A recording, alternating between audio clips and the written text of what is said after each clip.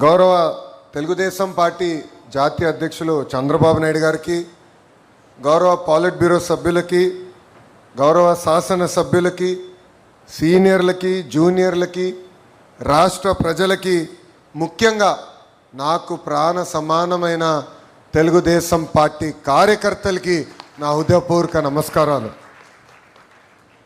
Offline అయినా online అయినా hybrid అయినా మహానాడు ఎప్పుడూ ఒక మాస్ జాతర లాంటిది. పసుపు పండుగనే మన మహానాడు. ప్రతి కార్యకర్త కాళ్ళు ఎగరేసుకుని నాది తెలుగు జాతి, నాది తెలుగుదేశం అని చెప్పుకునే వేదిక మన మహానాడు.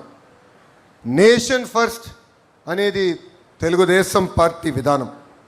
మన దేశం మన బాధ్యత. అందుకే గౌరవ ప్రధానమంత్రి శ్రీ నరేంద్ర మోడీ గారు ఒక పిలిపిస్తే నెల్లూరులో భారీగా మహానాడు ఏర్పాటు చేసుకోవాలన్న ప్లాన్లు మనం క్యాన్సిల్ చేసుకుని ఈరోజు హైబ్రిడ్ విధానం మనం ఏర్పాటు చేసుకుంటాం జరిగింది. హైబ్రిడ్ అనగానే టీమ్ 11 ఎగతాళి చేశారు. ఆ టీమ్ 11కి ఒకటే చెప్తున్నా, ముందు బ్యాటింగ్ చేసే బాధ్యత మా పసుపు సైన్యానిది. విశ్వవిఖ్యాత నట సార్వభౌమ స్వర్గశ్రీ నందమూరి తారక రామారావు గారు దేశానికే ఒక లెజెండ్. తెలుగువారి ఆత్మగౌరవం ఎన్టీఆర్, తెలుగువారి పౌరుషం మన ఎన్టీఆర్. సినిమాలో కానీ రాజకీయాల్లో కానీ ఆయన ఏనాడు ట్రెండ్ ఫాలో చేయలేదు. ఒక ట్రెండ్ సెటర్ మన ఎన్టీఆర్. ఆయన రికార్డు బద్దలు కొట్టం ఎవడి వల్ల సాధ్యం కాదు. దేశానికే సంక్షేమం పరిచయం చేసిన వ్యక్తి మన ఎన్టీఆర్. సమాజమే దేవాలయం, ప్రజలే మన దేవుళ్ళు అని చెప్పి మనకు ఒక దిశ నిర్దేశం ఇచ్చిన వ్యక్తి మన ఎన్టీఆర్. 2 రూపాయలకే కిలో బియ్యం, పెన్షన్ విధానం, 50 రూపాయలకే హార్స్ పవర్ విద్యుత్, జంత వస్త్రాలు, పక్కా ఇల్లు, ఏకంగా గురుకుల పాఠశాలలు, మధ్యాహ్న భోజనం పథకం, పటేల్ పట్వారీ వ్యవస్థ రద్దు, ఇలా అనేక సంక్షేమ అభివృద్ధి కార్యక్రమాలు చేసిన వ్యక్తి మన అన్న ఎన్టీఆర్. స్త్రీ శక్తిని ముందుగా గుర్తించిన వ్యక్తి మన ఎన్టీఆర్. మహిళలను చదువుకోవాలని భారతదేశంలోనే తొలి మహిళా విశ్వవిద్యాలయం కూడా ఏర్పాటు చేసిన వ్యక్తి మన ఎన్టీఆర్.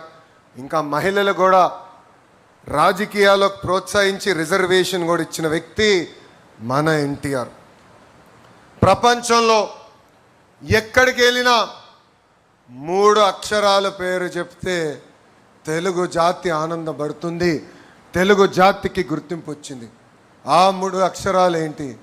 సిబిఎన్. ఆ 3 అక్షరాలు ఏంటి? గట్టిగా చెప్పాలి, సిబిఎన్. ఎందుకు చెప్తున్నానంటే చాలామంది కుర్రోలు ఇక్కడ కూర్చున్నాం, వేదికమైన అనేక మంది యంగ్స్టర్స్ ఉన్నారు. పొద్దున్న లేచి దగ్గర నుంచి ఆయనతో పోటీ పడాలని ఒక తాపత్రయం మనలో ఉంది. కానీ ఒక విషయం మర్చిపోతున్నాం, 25 సంవత్సరాల కుర్రోలు 3 ఉన్నారు ఆయన లోపల. ఇప్పటికీ ఆ స్పీడు మేము అందుకోలేకపోతున్నాం. ఇప్పటికీ ఆయన స్పీడు జెట్ స్పీడ్. గతంలో కియా తీసుకొస్తే ఇప్పుడు ఫైటర్ జెట్స్ తీసుకొచ్చిన వ్యక్తి. అప్పుడు ఐటీ అంటే ఇప్పుడు ఏఐ, అప్పుడు హైటెక్ సిటీ అంటే ఇప్పుడు క్వాంటమ్ వ్యాలీ, అప్పుడు సైబరాబాద్ అంటే ఇప్పుడు అమరావతి రూపశిల్పి మన నాయకుడు సిబిఎన్.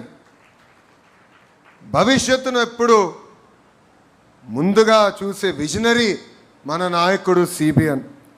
స్త్రీ శక్తిని మహాశక్తిగా గుర్తించిన వ్యక్తి మన సిబిఎన్.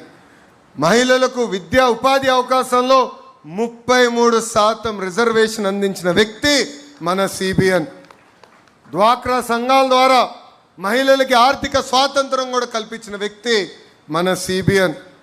తన తల్లి పడిన కష్టాలు గుర్తించి మహిళలు కష్టాలు పడకూడదని దీపం పథకం ద్వారా ఉచితంగా గ్యాస్ కనెక్షన్ కూడా అందించిన వ్యక్తి మన సిబిఎన్.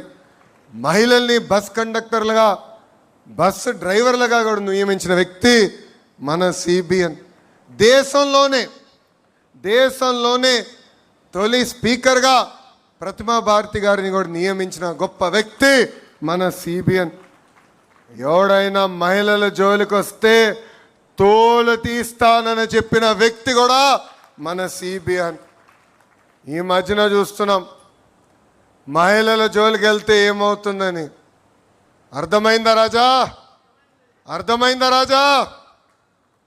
తెలుగుదేశం పార్టీలో కార్యకర్తలే అధినేత. 2019 నుంచి 24 వరకు అనేక కష్టాలు మన కార్యకర్తలు ఎదుర్కొన్నారు.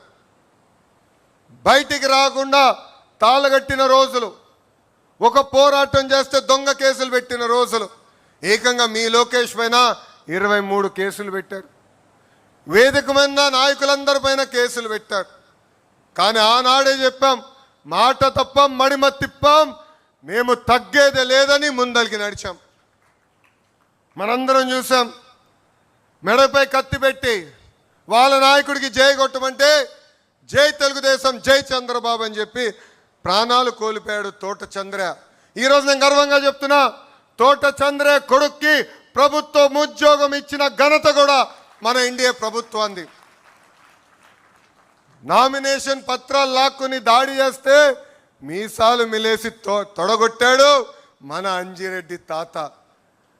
అంతేకాదు, ఏకంగా వైకాపా రౌడీల దాడిలో రక్తం కారుతున్న చివరి ఓటు పడే వరకు ఓటింగ్ బూత్లో నిలబడారు మన మంజుల గారు. వైసీపీ గూండాలు ఏకంగా వచ్చి కంటి చూపు పోయే విధంగా పొడిచినా ఎత్తిన పసుపు జెండా దించకుండా నిలబడింది మన చెన్నుపాటి గాంధీ. ఇలాంటి నాయకుల్ని మనందరం స్ఫూర్తిగా తీసుకుని తెలుగుదేశం పార్టీని ముందరకు నడిపించాల్సిన బాధ్యత ఉంది. కేసుల కోసం భయపడం, ఏనాడు వెనక తిరిగి మనం చూడలేదు. వేదికమైన అనేక నాయకుల్ని అరెస్ట్ చేశారు. మన అచ్చన్న గారు కానివ్వండి, కొల్లు రవి గారు కానివ్వండి, ఇట్లా అనేక మందిని అరెస్ట్ చేసి జైలుకి పంపించిన మనం ఎప్పుడూ వెనక్కి తగ్గలేదు. అందుకే వై నాట్ 175 అంటే చివరికి టీమ్ 11 మిగిలే పరిస్థితి ప్రజలే ఇచ్చారు. 2024 ఎన్నికల్లో అందరం కలిసికట్టుగా రికార్డులు బద్దలు కొట్టాం. భారతదేశ చరిత్రలో ఎప్పుడు జరిగిన విధంగా 94% స్థానాలు మనం కైవసం చేసుకున్నాం. 175 నియోజకవర్గాల్లో 164 స్థానాలు ఎన్డీఏ సొంతం చేసుకుంది. శ్రీకాకుళంలో 10 out of 10, విజయనగరంలో 9 out of 9, తూర్పుగోదావరి జిల్లాలో 19 out of 19, వెస్ట్ గోదావరి జిల్లాలో 15 out of 15, కృష్ణాలో 16 out of 16, గుంటూరులో 17 out of 17, నెల్లూరులో 10 out of 10, అనంతపూర్లో కూడా 14 out of 14. అంటే 8 ఉమ్మడి జిల్లాల్లో క్లీన్ స్వీప్ వచ్చింది. కడప జిల్లాలో కూడా 10 నియోజకవర్గాలకి 7 నియోజకవర్గాలు ఎన్డీఏ కైవసం చేసుకుంది. ప్రజలు ఆశతో మనం గెలిపించారు. వాళ్ళకి అహర్నిశలు కష్టపడాలని వాళ్ళు కోరారు. అందుకే ప్రజాప్రభుత్వం సుపరిపాలన అందిస్తుంది. ఎన్ని ఆర్థిక ఇబ్బందులున్నా ఇచ్చిన హామీలని ఒక పద్ధతి ప్రకారం మనం నిలబెట్టుకుంటా ముందరికెళ్తున్నాం. ఒక పెన్షన్ తీసుకోండి, భారతదేశంలోనే ఏ రాష్ట్రం ఇవ్వని విధంగా వృద్ధులకి 4,000 రూపాయల పెన్షన్ మన చంద్రబాబు నాయుడు గారు అందిస్తున్నారు.